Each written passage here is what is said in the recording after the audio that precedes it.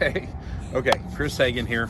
We're still in Kansas City. I think this is going to be the last video that I do where I'm talking about the Auschwitz exhibit here at the Union Station, train station in Kansas City, Missouri. But real quick, let's come over here. I want to show you a little bit more of the skyline. And again, I'm not going to promote this. This is up to you guys to click a like and share and say something. I'm not going to do it. Here to the right is Hallmark.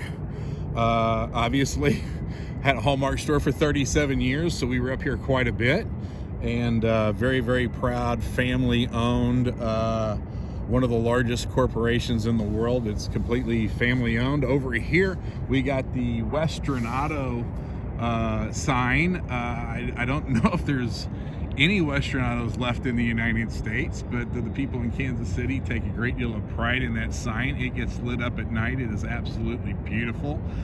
There's lots of museums. You got the T-Mobile Center over there for concerts, and then there's several college games. You got the Kaufman Center, the Performing Arts over here to the left. There's art galleries, museums. The Kansas City Federal Reserve is behind me. And of course the train station, and you can even see the trains going through. Again, if you want to come to Kansas City, you can get on Amtrak, come to Kansas City, and then you can kind of like Uber different places. There's hotels everywhere. This is not necessarily a really good walking around city. It's just too big for that. But it's a beautiful city. The food is fantastic. Obviously, you got your Kansas City barbecue. We got the Kansas City Chiefs. We got the Kansas City Royals. They play way over that way, so they kind of invented tailgating.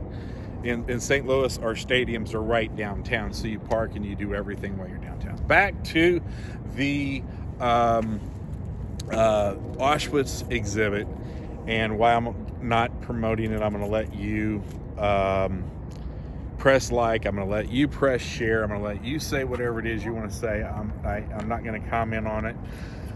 The level of cruelty, I mean, you're talking 6 million Jews, you're talking millions of homosexuals, Jehovah's Witnesses, political prisoners, journalists, basically Republicans killing Democrats, Democrats killing Republicans on a massive scale. It's just, and their families. It's just absolutely unbelievable. Auschwitz was basically designed for the Russians so that they could bring in the Russians and house the Russians there. It quickly turned into a Jewish extermination camp along with everybody else. If you were crippled, you broke a leg and you had a bad leg, a bad foot, too bad, too sad. You're going to be dead in a couple of hours. And the way that they manipulated people was very simple. You did what they said or they killed you. Shot you in the head right then and there. All right. But down here, and I know I keep focusing on this train car, or what they referred to as a wagon. They put 150 people into the wagon, and they would get off at Auschwitz. If you can see this little courtyard area here with the American flag and the POW flag, Auschwitz was probably 50 times that size, maybe 100 times that size. This was a very, very big place in Poland. All right, there was lots of Jewish people in Poland. I don't know if that was a logical progression. Hungary and Poland had a lot of the Jewish people. But what I want to talk about is after the extermination, they separated the women and the children, and then the men, and then the young men, and then if you were a strong guy or you were tall enough, then you got to live. If you were older, then they just, I'm telling you, it was just a couple of hours. So it told the stories of like an older brother having his younger brother stand on his feet. So my younger brother would stand on my feet so that he would peer much higher. Kind of like if you were trying to get on a ride at Six Flags or something. You're just trying to get a couple of inches higher just so you can look a little bit older, because they just figured out immediately what was going to happen to them. Now, some of them were still kind of naive, but most of them knew what was going to happen. All right. Then after everyone had been gassed, and they go into great detail in there about how it was actually done, Then it came to where you had to be cremated. These ran 24 hours a day, 7 days a week, 12-hour shifts. And it talked about, they were called Sonderkommandos, all right? And they were Jewish people. So I'm going to focus on one particular individual that they talked about. It was a Hungarian Jewish rabbi, and he only cremated the children. And they said he would take the child, and they had their little shoes and all this stuff. So anyway, so you got to feel it, you know. And then he would pray over each child individually, whether it was an infant, a toddler, or a young boy or a young girl. And then he would do whatever. And I'm not Jewish. I know a couple of Jewish people, and I've never really discussed their religion. But kind of like the Catholics and the last rites, that's what he would do with each individual child.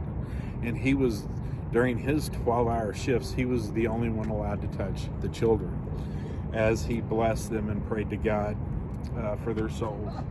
And then put them into the incinerators. Now, here's the thing. Whenever it came time to clean out the incinerators, they cleaned them out, basically put them in wheelbarrows, and then dumped the ashes into the river there by Auschwitz. So why would anybody want to go see this?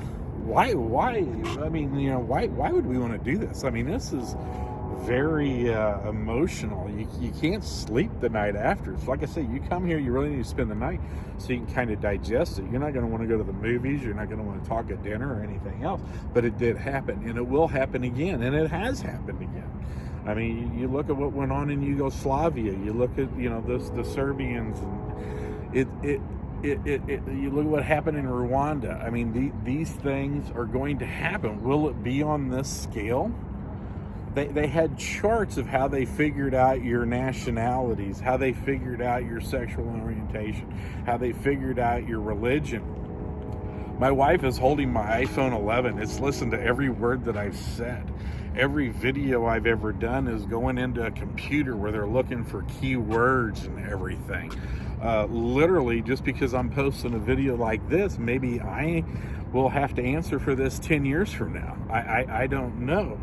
It's just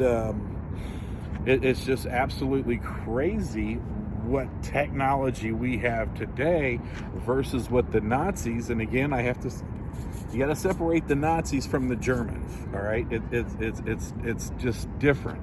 So what happened with the Nazis? They had a pencil and a paper. You know, that was it. There was no computers, no nothing else. So the scale of what you can come here and see can happen again, and that's why they put it on here. It's just to warn people this stuff can happen again.